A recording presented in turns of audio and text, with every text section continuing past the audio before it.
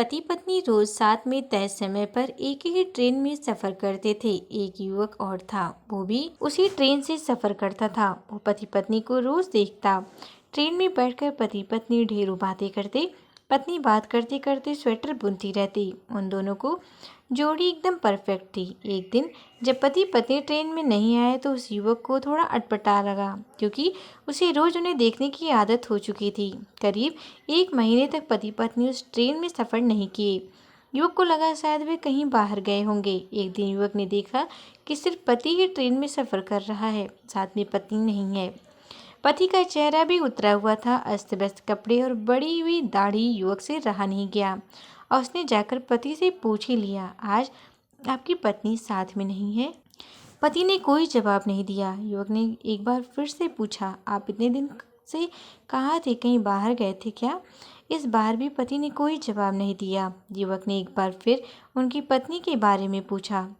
पति ने जवाब दिया, वो अब इस दुनिया में नहीं है, उसे कैंसर था। ये सुनकर युवक को अचानक झटका लगा। फिर उसने संभल कर और बातें जाननी चाहीं। पति ने युवक से कहा कि पत्नी को लास्ट स्टेज का कैंसर था। डॉक्टर भी उम्मीद हार चुके थे। ये बात वो भी जानती थी, लेकिन उसकी एक ही जिद थी कि हम ज़्यादा से ज़्यादा समय साथ में बिताएं। इसीलिए रोज़ जब मैं ऑफिस जाता तो वो भी साथ में आ जाती। मेरे ऑफिस के नज़दीक वाले स्टेशन पर हम उतर जाती। वहाँ से मैं अपने ऑफिस चला जाता और वो घर लौट आती थी। पिछले महीने ही उसकी डेथ हुई है। इतना कहकर पति खामोश हो गया। तय स्टेशन पर पति ट्रेन से उतर गया। अचानक युवक का ध्यान उसके स्वेटर पर पड़ी। उसने देखा कि ये तो वही स्वेटर है जो उसकी पत्नी ट्रेन में बुना करती थी।